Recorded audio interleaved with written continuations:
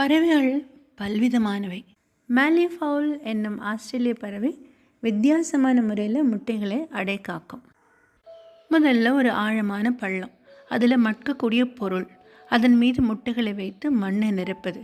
எவ்வளவு மண் நிரப்பணும், எவ்வளவு மட்கக்கூடிய பொருள்களை சேர்க்கணும் என்பதை அந்த இடத்தினுடைய தட்பவெப்பநிலை, தேவையான வெப்பம், இவற்றின் அடிப்படையில் தான் துல்லியமாக கணிக்குதான்.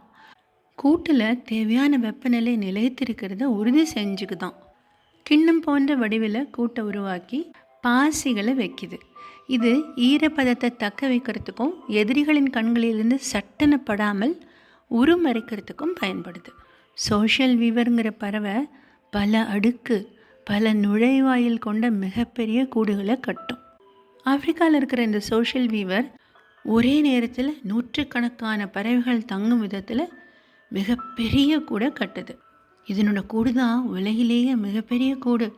பல்லாயிரக்கணக்கான சிறிய குச்சிகள், புல், உதிர்ந்த சருகு இதெல்லாம் இருக்கும். ஒவ்வொரு ஜோடிக்கும் தனித்துவமான வடிவமைப்பில் கூட்டுக்கூடும் இருக்கும். ஒரே கூட்டில் பல தலைமுறை பறவைகள் வாழுது.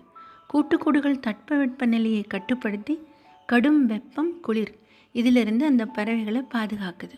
குயில், கவுபர்ட் இதெல்லாம் மற்ற பறவைகளுடைய கூட்டில் தான் தன்னுடைய முட்டைகளை வைக்கும். முக்கியமாக காகத்தோட. அதனால் காகம் ஹோஸ்ட்டு, குயில், கவுபர்டெல்லாம் பேரசைட். எப்படி இந்த ஹோஸ்ட் ஆகிய காகத்தை திசை திருப்பி தன்னுடைய முட்டைகளை அதில் இடுது பார்த்தீங்களா? இந்த குயில், கவுபர்டெல்லாம் இடும் முட்டை காகத்தினுடைய முட்டை மாதிரியே ஒரே மாதிரியே இருக்கும். அதனால் இந்த ஹோஸ்ட் பறவை தன்னுடைய முட்டை தான் நினச்சி அடை காத்து குஞ்சுகளை பொரிக்கும். ஒருவேளை காக்கா கண்டுபிடிச்சி அந்த வேறு பறவையினுடைய குஞ்சை கீழே தள்ளி விட்டுருச்சுன்னா இந்த பேரசைட்ஸ் பறவைகள், குயிலெல்லாம் காகத்தினுடைய கூட கலைச்சி விடுமா.